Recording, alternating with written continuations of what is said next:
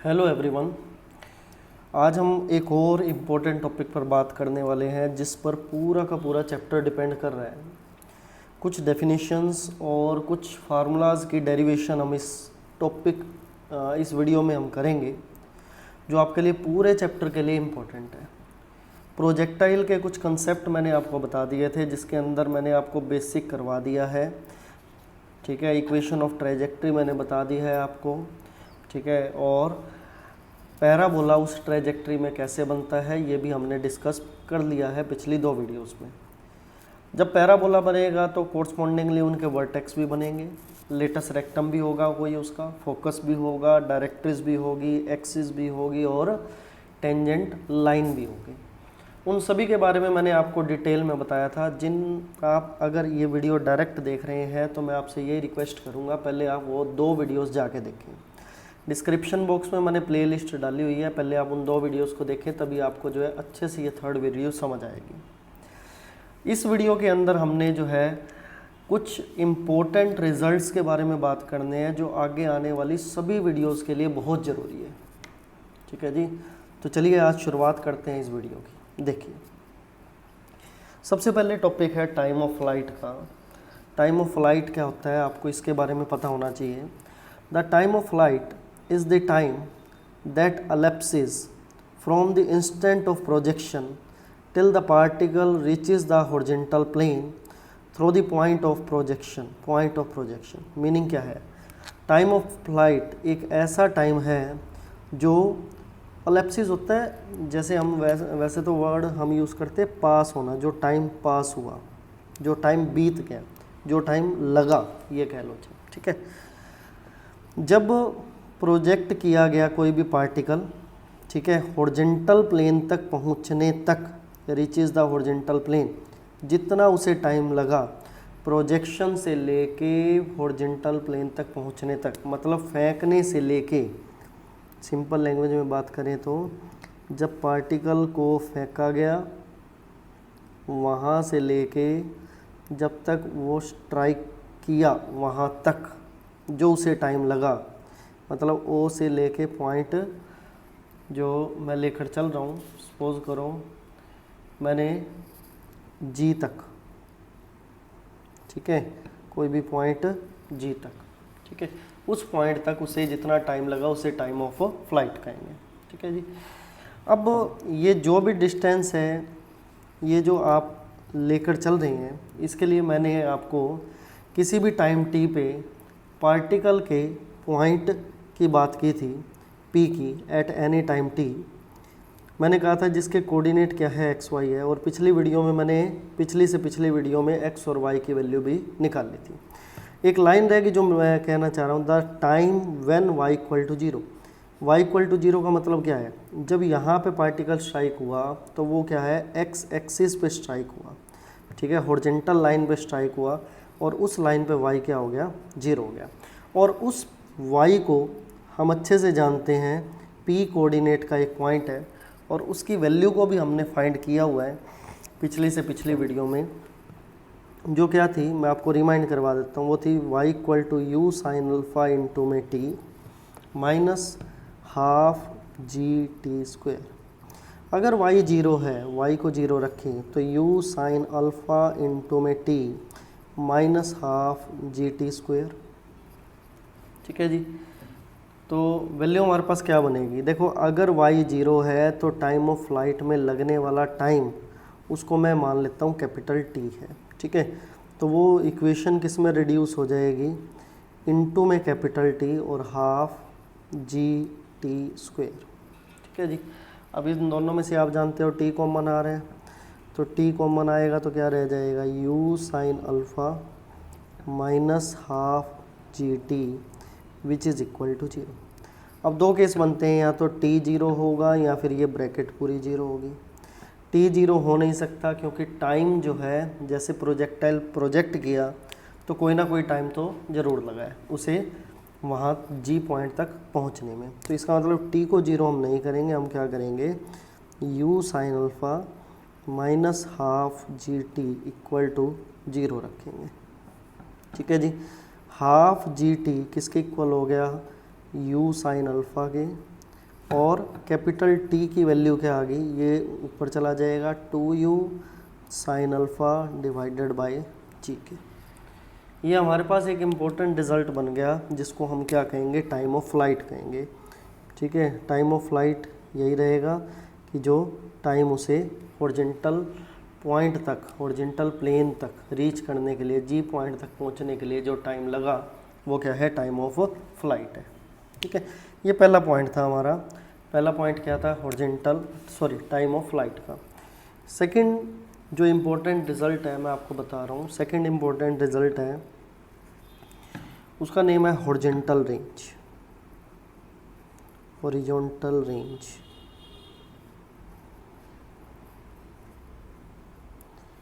Horizontal range क्या होगा, ये जो O से G का आप डिस्टेंस आप देख पा रहे हो, इसे हॉरिजॉन्टल रेंज कहते हैं, जिसको हम कैपिटल R से डिनोट करेंगे। ठीक है जी, इसको लिखेंगे कैसे ये भी बता देता हूँ। रफली तो आप समझ ही गए हैं बाय डायग्राम। बाय डेफिनेशन आप समझ लीजिए हॉरिजॉन्टल रेंज होता क्या है। हॉरिजॉन्टल रेंज ऑब्वियस ही बात है, ये डिस्टेंस है, जैसा कि मैंने आपको बताया, is the distance, horizontal range is the distance किस किस के बीच में, between the point of projection. Diagram जो अभी मैंने बनाया है उसके अंदर O पॉइंट जो है वो पॉइंट ऑफ प्रोजेक्शन है। ठीक है जी, ये O पॉइंट क्या है, पॉइंट ऑफ प्रोजेक्शन है, और ये वो पॉइंट है वेयर द प्रोजेक्टाइल स्ट्राइक। ठीक है, जहाँ पे वो पार्टिकल या प्रोजेक्टाइल है वो स्ट्राइक किया। ठीक है, from between the point of projection and point कौन सा, G, जिसके बारे में अभी डिस्कस कर रहे थे, where the particle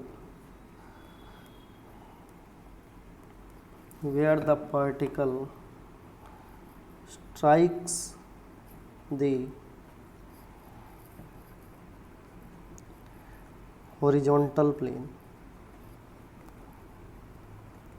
horizontal plane को स्ट्राइक किया। ठीक है, उसके बीच का जो डिस्टेंस है वो क्या कहलाएगा, हॉरिजॉन्टल रेंज कहलाएगा। अब अगर इसकी डेरिवेशन करें, अगर इसका फार्मूला डिराइव करें, तो एक सिंपल सा लॉजिक है। हम जानते हैं जो स्पीड होता है वो डिस्टेंस बाय टाइम होता है। ठीक है, देखो मैं आपको एक बात और बताता हूँ। वैसे फिर अगर स्पीड जो है डिस्टेंस बाय टाइम है, अगर स्पीड आप ये कहो कि डिस्टेंस बाय टाइम है, तो डिस्टेंस हमारे पास क्या है, स्पीड इनटू में टाइम। ठीक है, अगर स्पीड को या वेलोसिटी को कोई दिक्कत नहीं है इस इंस्टेंट में, क्योंकि हम डिस्टेंस और डिस्प्लेसमेंट क्या है इसके केस में क्या है, सेम है। ठीक है, तो ये अगर u वेलोसिटी थी तो हॉरिजॉन्टल कंपोनेंट इसका क्या हो गया, जिसका एंगल जो है अल्फ़ा बन रहा था, तो ये हो गया u कोस अल्फ़ा। ठीक है, और वर्टिकल कंपोनेंट इसका क्या हो जाएगा, u साइन अल्फ़ा। ठीक है जी, हॉरिजॉन्टल रेंज की बात कर रहे हैं तो जो स्पीड है या वेलोसिटी को जिसको, वो भी हॉरिजॉन्टली यूज़ होएगी, और टाइम टेकन क्या होगा, O से G तक, which is time of flight. ठीक है, तो हॉरिजॉन्टल रेंज हमारे पास आ जाएगी। किस तरीके से आएगी, हॉरिजॉन्टल रेंज का फार्मूला कैसे डिराइव हुआ आप खुद सोच सकते हैं। मतलब जो हॉरिजॉन्टल रेंज है which is a distance,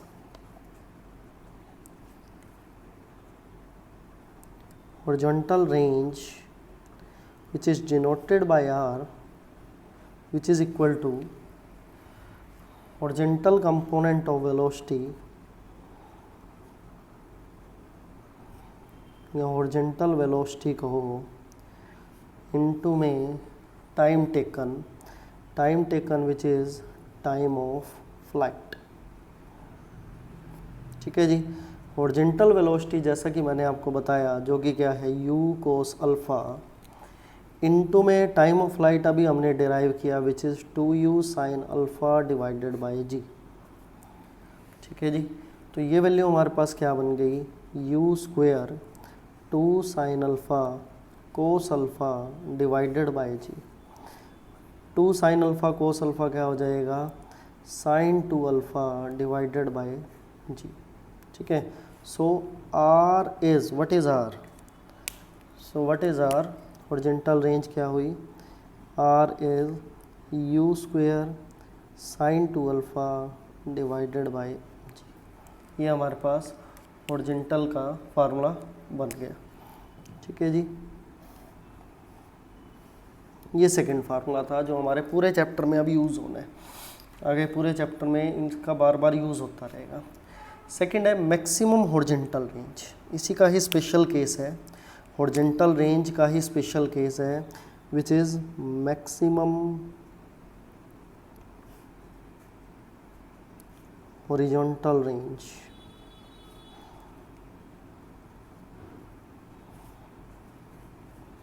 maximum कितनी दूरी तक हम फेंक सकते हैं, ये कह लो, मतलब वो जी पॉइंट है बहुत दूर तक हो जाए, कैसे हो सकता है।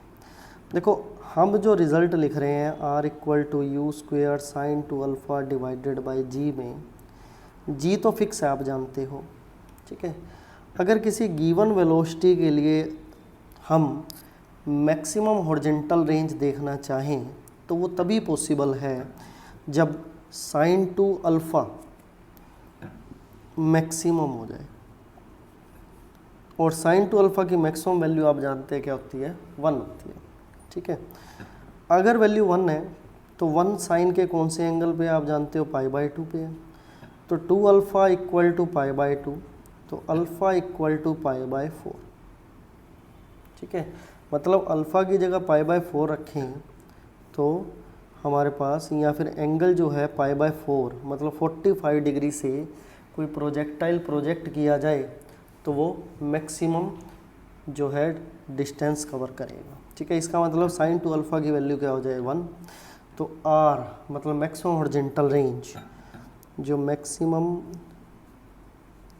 हॉरिजॉन्टल रेंज है वो हमारे पास क्या बनेगी, यू स्क्वेयर बाई जी हो जाएगी। ठीक है, क्योंकि साइन 2 अल्फ़ा 0 हो जाएगा, सॉरी साइन 2 अल्फ़ा 1 हो जाएगा, मैक्सिमम हो जाएगा, उस केस में मैक्सिमम हॉरिजॉन्टल रेंज बन जाएगी। ठीक है, तो ये हमारे पास जो है थर्ड रिजल्ट हमारे पास आ गया। एक स्पेशल केस कहो, ये स्पेशल केस आया एक हमारे पास। ठीक है जी, फोर्थ हमारे पास है ग्रेटेस्ट हाइट का, ग्रेटेस्ट हाइट। चौथा जो इसके अंदर टॉपिक है हमारा, चौथा फार्मूला जो हम बनाएंगे, ग्रेटेस्ट हाइट मतलब वर्टिकल हाइट कह लो, वर्टिकल डिस्टेंस कह लो फ्रॉम दी हॉरिजॉन्टल। ठीक है, ग्रेटेस्ट हाइट क्या होगी, ग्रेटेस्ट हाइट क्या है, हम ये बात जानते हैं, अगर पार्टिकल ग्रेटेस्ट हाइट पे पहुंच रहे हैं तो हमारे पास एक फार्मूला होता है, v square minus u square equal to 2as, सभी जानते हो आप। ठीक है, अगर मैं v को फाइनल वेलोसिटी कैपिटल V से डिनोट करूं और इसकी प्रोजेक्टाइल के केस में, ठीक है, इसको कैपिटल U लेकर चलें, और a क्या होता है, एक्सेलरेशन। तो अगर मैक्सिमम हाइट रीच कर रही है, इसका मतलब क्या जा रही है, अपोजिट टू ग्राउंड जा रही है, मतलब सरफेस के अपोजिट जा रही है, तो g क्या हो जाएगा, नेगेटिव। और s का क्या है हमारे पास, डिस्टेंस, जिसको हम ग्रेटेस्ट हाइट कहें और उसको हम कैपिटल H से डिनोट करें, तो ये फार्मूला जो है कन्वर्ट होएगा। मतलब आपके मैथ की बुक में इसको यहाँ पे डायरेक्ट इस तरीके से लिखा हुआ है। ठीक है, v जो है हमारी फाइनल वेलोसिटी है, और ध्यान रखें ग्रेटेस्ट हाइट के केस में मैं आपको एक बात बता देता हूँ, ग्रेटेस्ट हाइट का केस कौन सा होगा, जो डायग्राम में देखो, जैसे अगर ये पॉइंट ग्रेटेस्ट हाइट का है, यहाँ पे g की वजह से मतलब ये वाला कंपोनेंट काम करेगा, इसका u साइन अल्फ़ा वाला, थोड़ा सा गलत कह गया मैं। ठीक है, तो ये कंपोनेंट काम करेगा u साइन अल्फ़ा वाला, जो जिस केस में जो फाइनल वेलोसिटी है वो क्या हो जाएगी, 0 हो जाएगी। तो वैल्यू हमारे पास क्या आएगी, 0 is equal to u sine alpha का स्क्वायर माइनस 2gh। ध्यान रखें कैपिटल H क्या है, ग्रेटेस्ट हाइट है, तो हम ग्रेटेस्ट हाइट की वैल्यू को निकाल रहे हैं, तो क्या हो गया you square sine square alpha, तो एच की वैल्यू हमारे पास क्या आ गई you square sine square alpha divided bye 2g। ठीक है जी, तो ये हमारे पास क्या आ गया, क्या रिज़ल्ट बना, किसका रिज़ल्ट बना, ग्रेटेस्ट हाइट का रिज़ल्ट हमारे पास तैयार हो गया। ठीक है, तो ये 4 फार्मूलाज थे जो बार बार यूज़ होने हैं। कुछ और स्पेशल केस भी हैं जो क्वेश्चन के अंदर आते रहेंगे, वो आपको मैं साथ साथ बताता जाऊंगा। फ़िलहाल के लिए ये वीडियो के अंदर मैं इन चारों को ही आपके सामने डिस्कस कर रहा हूँ। तो आगे आने वाले वीडियोस के अंदर मैं एग्जाम्पल और एक्सरसाइज के क्वेश्चन शुरू करने वाला हूँ। अगर कोई टॉपिक बीच में रह गया है तो मैं बीच में ही कवर कर दूँगा, इन बिटवीन कहीं जहाँ यूज़ होगा उसको मैं कवर कर दूँगा। ठीक है जी, अगर वीडियो पसंद आ रही है तो अपने दोस्तों के साथ शेयर ज़रूर करें, सब्सक्राइब करें चैनल को। Thank you.